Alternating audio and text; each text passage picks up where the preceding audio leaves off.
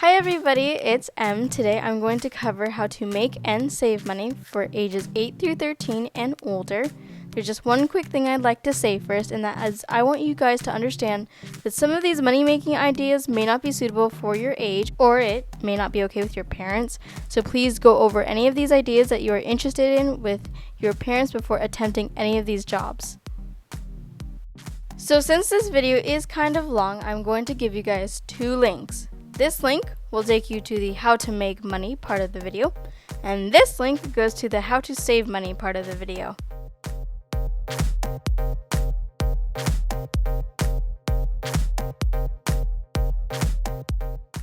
The first thing we have to do, of course, before saving money is you gotta make the money. So if you want to make some extra money, you could always start out by asking your parents if they would be willing to give you a weekly allowance.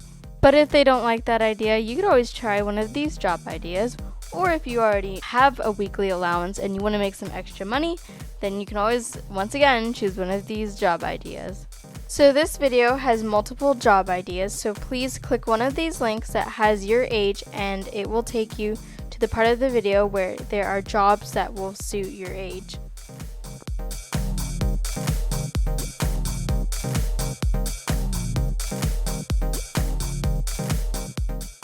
The first list of jobs are recommended for ages 8 to 10. The first job I have is probably the most obvious, but it is a lemonade or hot cocoa stand. Depending on the day you decide to set up your stand, you are going to want to sell lemonade on the hot days and hot cocoa on the cold days.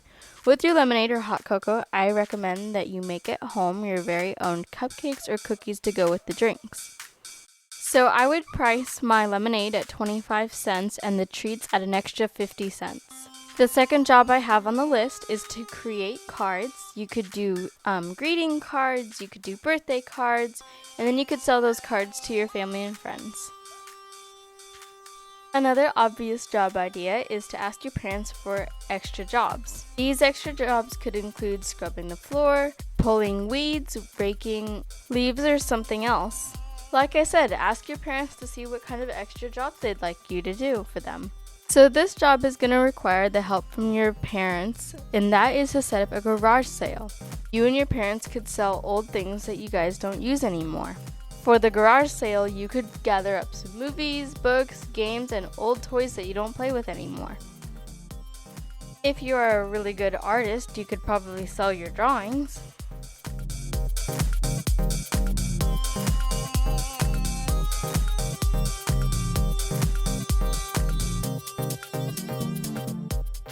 The last option I have for this age group is to make your own jewelry and sell it. Places like Joann's, Michael's, and Walmart sell chains, beads, and everything else you need to make really good jewelry.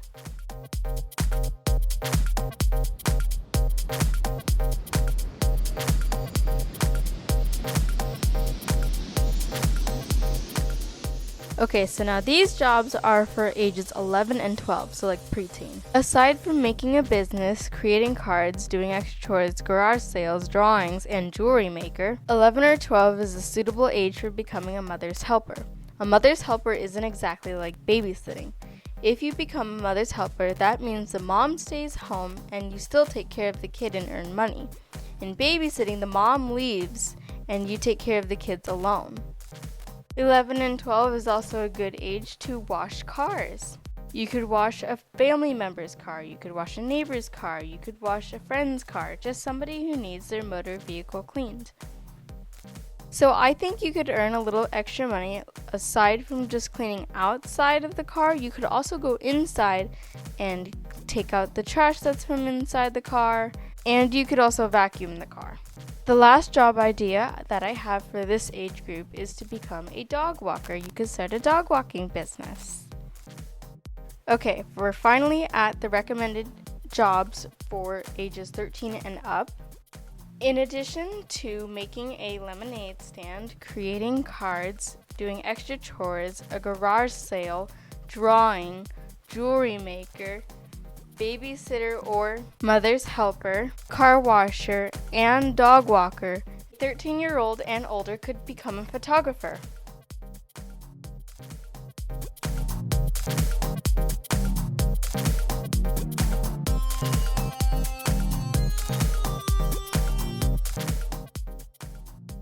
Another set of easy jobs would be a face painter or makeup artist. You could become a tutor, like if you're really good at math, you could help someone who needs help with math. If you're really good at reading or English, you could help that person with reading or English. Or if you're really good at playing a specific instrument, you could teach someone to play that instrument. Another simple job for a 13-year-old is to become a pet sitter. Like say your neighbor is going to go out of town and they need someone to feed the horse. They need someone to walk their dogs or feed their cats. The final job that I can think of is become a garden tender. You could grow your own fruits and vegetables and sell those, or you can take care of someone else's yard. The next thing you're going to need to know is what to do with all of that money. So I'm going to go ahead and share with you something that I do, and a lot of people do this too, is I use the envelope system. There's also the jar system, but I do the envelope system. It's not that different from the jar system. Basically what you do in this system is you write what you plan to do with that money. I have tithe, long-term, short-term, and spending. I will go ahead and explain what each of those are. The first thing that I do when I get my allowance is that I divide my money up into these 4 envelopes. The first one is tithe, and this is where I give 10% of what I make to God. Like, let's take for example, if you make $10 a week, you take 10, divide it by 10, and you get 1. If you make $20 a week, you divide that by 10, and it's 2, and so on. If you need help figuring out your tithe, you can always ask your parents. The next envelope that I have is long-term. Long-term savings go to the bank where I might buy a car one day or pay for college. The third envelope that I have is short-term, and this is where I put some money that I'm saving for myself or something that I'm saving for birthday or Christmas presents. The last envelope that I have is spending. Of course, this is where I put money that I'm going to spend. And of course, you guys don't have to use all of these envelopes. Some of you might only use long-term and spending envelopes. Maybe some of you will use short-term and spending envelopes. Or maybe you use long-term, short-term, and spending envelopes. Whichever set of envelopes you choose to use is fine with me. These envelopes are just designed to help you save. One of the saving ideas I have for you guys is to take a jar, clean it, and then label it extra coins. This is where you're going to put your change. And if you don't take any change out of this, then these coins will definitely add up. One more tip I have is to leave your money either at home or not in your wallet. You could keep the money in your long-term or short-term savings envelope so that you don't be tempted to spend that money. One more savings idea I have for you guys is to give your money to your parents. This way you won't be tempted to spend it, and your parents can hold on to your money till you have finally saved up for that thing you want. So I know this video was super long, and I just want to say a big thank you to anyone who has made it to this part of the video. I hope this video helped you, and if you have any making money ideas to share or saving money ideas to share, then please share them down below in the comments. Bye!